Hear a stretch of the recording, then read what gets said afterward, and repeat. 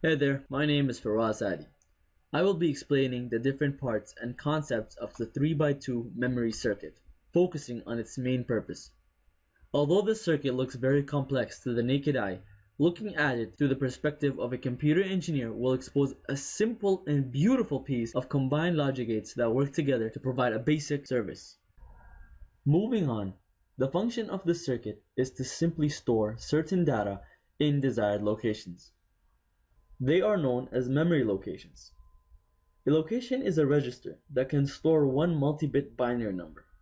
In other words, this circuit can store up to 3 words, one word in each of the 3 memory locations. What is a word, you may ask? In computer engineering, a word is a multi-bit binary number. In this case, using the 3x2 memory circuit, our words are 2-bit binary numbers. Therefore, 4 different possibilities of a 2-bit binary number can be made. Reading from left to right, a 00 is a 0, a 01 is a 1, a 10 is a 2, and lastly, a 11 is a 3.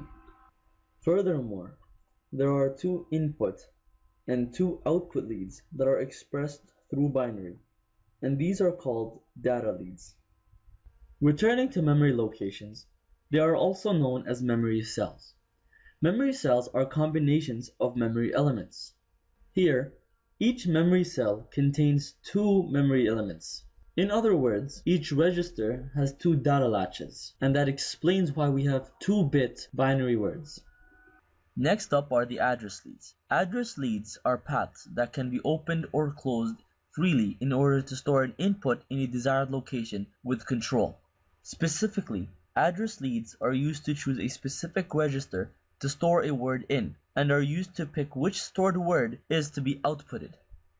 To store a word in memory location 1, we must turn on the first path by making only A0 high. On the other hand, to store a word in memory location 2, we must turn on the second path by applying a 1 to A1 only. Lastly, if we want to store a word in memory location 3, we must make sure that both A0 and A1 are high. In the end, we have the most important part of the circuit. It is the read and write switch. The read and write switch is a switch that is used to give the circuit a function that includes either reading or writing. When using the read and write switch, turning it on puts the circuit in read mode, while turning it off will put the circuit in write mode. During write mode, we can only store words in registers, and during read mode, we can only display outputs based on registered words. Keep in mind that memory cannot output when circuit is in write mode, and that memory cannot be stored in read mode.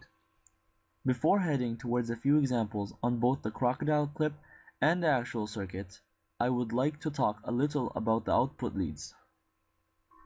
As you can see, it is constructed of many AND gates and a few OR gates. As we know for the AND gates, both inputs must be high for the output to be high. And with the OR gates, one of the inputs must be high for the output to be high. Let's focus on the first column of AND gates. You may not see this, but each of them have one input that is connected to the read and write before it heads to the inverter. The other input is connected to an address lead correspondingly, as shown. Now turning our eyes to the second row of AND gates, one of their inputs is the output of the previous row of AND gates, while the other inputs are basically the Q output of our 6 commercial D flip-flops. Those commercial D flip-flops are our 6 data latches. When one or both of the data latches in a memory cell are on, a number is stored. The output of these data latches will head to the corresponding AND gates. The first 3 AND gates correspond to the top 3 data latches, which are basically the D1 data input, while the bottom 3 are connected to the bottom 3 data latches, who are basically the D0 data input. In the end, the OR gates are waiting. When any of the second column AND gates are on, the LED will be triggered.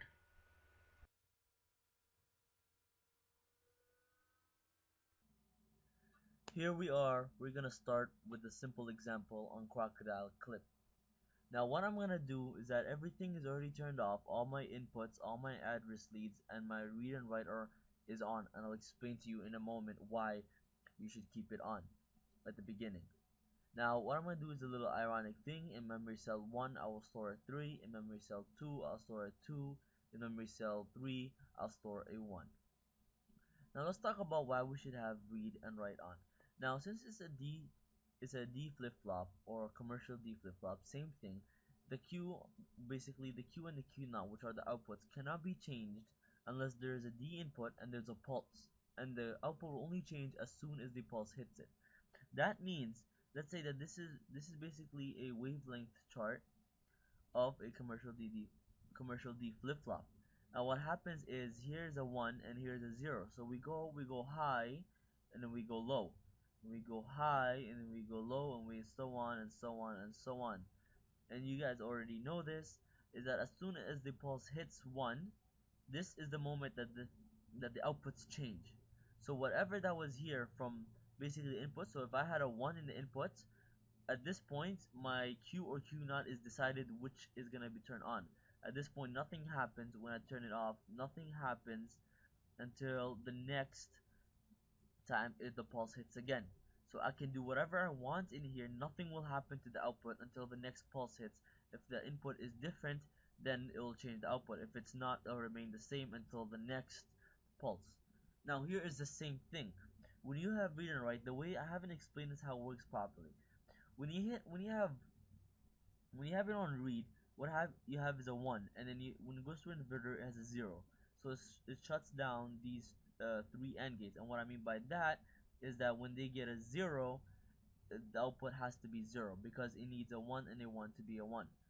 So from there, before it hits the inverter, it's gonna go through the whole output address, the whole output leads, and it gives each AND gate a 1, and then it all depends on which address lead you choose, which turns it on, and then it depends on what is stored in each latch, makes a word in each memory cell, and then it turns on a specific LED, which Q1 is corresponded to D1 and Q0 is corresponded to D0. Now going from there, the way we're supposed to function a circuit is we have to be on read, and then since we have talked about we're on read, we cannot store anything, but we're on write, we cannot output anything, and we can do the vice versa. We're on write, we can basically store, write, and we're on read, we can output, basically read what we had and show it. Now, with this circuit, how we're supposed to function it is, again, we have it on read, we change whatever we want, we go on write, so we're up here, we change here, we go on write, so we go 0, so everything gets, we put in the data here, it gets changed here basically, and then when we hit read, we will display it here. Like right after it needs to be displayed here. Now there's a reason some people do start at write and then they can change. There is a reason for that. Now if you look here, because this is a 1 and then this turns a 0, let's say I want to turn my first address lead on, it's going to give it a 1, and then this is a 0. That means there's no pulse hitting it. So let's say I want to change my first memory to like a 1 1, right? There's no memory. When I hit a write, what's gonna happen is that the 0 is gonna turn into a 1, and it's gonna give each one is a 1, but these two have a 0, and this one has the one that I have access to, the one that I opened, and it's gonna hit a pulse. And as soon as that one hits, the first time only, it's gonna change the output based on my inputs. Since my inputs are 1 1, I'm gonna have a Q and a Q. Now, the tricky part is when I hit read, of course, that my first address lead is gonna show a 1 1, which is a 3, hooray, perfect. Now, what I want to do is I can show you that. Let's say I have it on write first, and then let's say I go to address 2, and then look what happens. I mean, before you even do that, because it's already on write, there's no pulse. Yes, let's say I want to make a 2 in here, right? Let's see. So this is supposed to change. The Q not supposed to change. This is supposed to stay the same. Now what happens here is that there's already a 1 in here, but since there's another AND gate, there's no pulse hitting. If there wasn't an AND gate, the 1 would have went straight through, it would have hit a pulse, and then it would have been too late. But the circuit doesn't work that way. It will get really messed up, and then there'll be no use for these. So on top of that, when we hit a 1, it's basically we have a 1, yes, but then we still have no pulse. We have to wait until we change or we choose which path we want to choose. Then we hit the pulse, then everything changes. Yes, the circuit can work this way, it does work this way, but the way that we are supposed to function it is that we start with write. Well, now when we go on read, we start with read. When we go on read, it shows a 1 0, it works. So we have to start on read, and then let's say we choose memory cell 1, and then we can change the data that we have. So I want to choose a 1, so a 1 0, and then I can change it. Oops, well, I was on write again, my bad. Let's go, yeah, and then I go to write, it changes it, and then I go to read, and it goes from 0 to 1 perfectly. Now that is the basic example. I mean, I'm still on read if I want to have a 1 1 in all. So if I have all of them, here's my first address, write read 1 1. I have my second memory cell, I have write, read, bam. I have my third memory cell because whenever I open a path, it's corresponding to this memory cell or memory location. I have write, and then bam, read. I have 3 stored in all 3 of them, and that's all it is.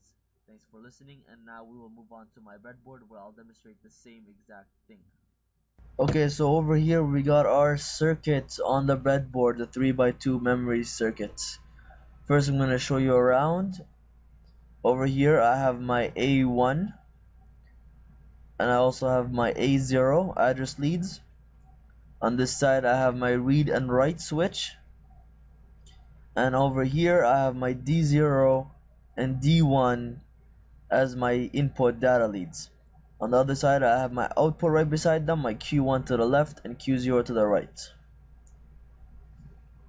Now anything switches that is up is 0, and any switches that towards downwards are 1. So I've just turned on my read and write to read because I put it on 1. And now I have turned on a 1 1, which is a 3, and I've turned on address lead 1. So I've turned on to first memory cell, I've stored a 3, read and then write, and bam, I have a 3 set in my cell memory or cell or memory location 1. Now I have 1 0, get to my second address lead, trying to store a 2 into my memory cell 2. Write, read, and I get a 1 0 on my output, which is a 2.